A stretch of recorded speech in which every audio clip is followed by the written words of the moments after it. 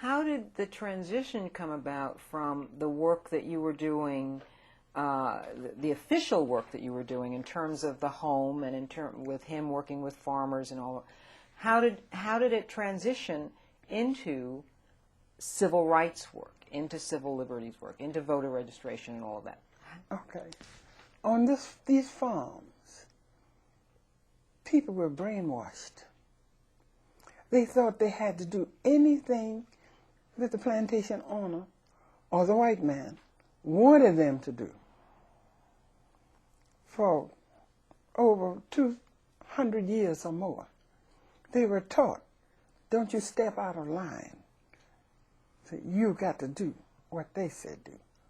And here I was, born free. My husband was born free because his family owned their farm. We couldn't see scientifically teaching people how to be more docile, how to be more brainwashed. We couldn't see that. We only saw that somewhere along the way we could break that chain, the mental chain that bound them to the plantation. And we said, one thing we can do, teach these people how to get off of this farm, get out from under this type of life. And the life, because I think particularly a lot of young people have no idea what that kind of life was like in terms of being a slave. It was slavery, that's all. You had to get up in the morning, 2 or 4 o'clock, and get out in the field. And you had to pick the cotton, not knowing how much you made. And at the end, and this is the way the transition went. In December, the head of the family was told, well, John, come to the big house or come to the store, and many of them had stores. We're going to have a settlement. Okay, they'd go to the store. Then the plantation owner would say, well, John, here you have made 15 bales of cotton. Okay. I'm going to give you 7 bales, and I'm going to take 7. Now, you can't half a bale, so I'll take that. Now, John, the old mule died, and we had to have another mule.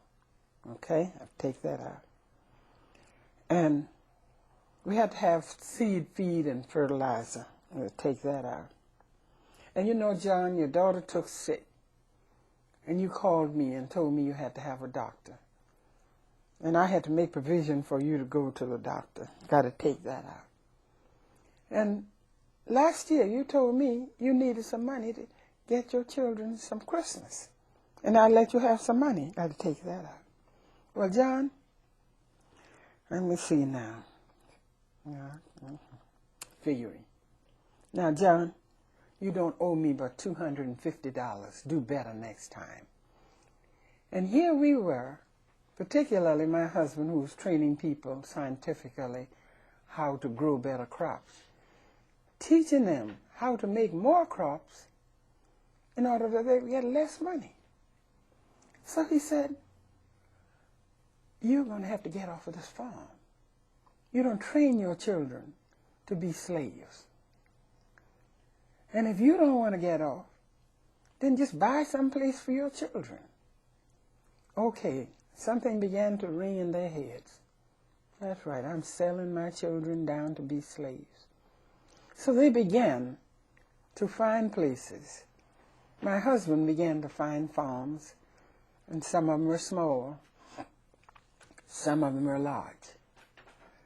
Then there was a white man who had an implement store. And he said to my husband, Boynton, if you find any of your people who would like to get off of the farm and buy some land, I will loan them money for 1 year without any interest whatsoever. And a lot of them took it. it was just like sunshine in a dark room. Many of them went about. All of this didn't happen in Dallas County. Some of them found the land in adjacent counties. But now then we told them that you're not a first-class citizen. You're a chattel. Unless you learn to fill out these applications and try to register so you can vote. And by lamplight, we were teaching these people how to fill out applications and how to go down to the courthouse and make an attempt to register. We said try to register. And now you can use your own imagination how they felt about us. We were mud in their eyes.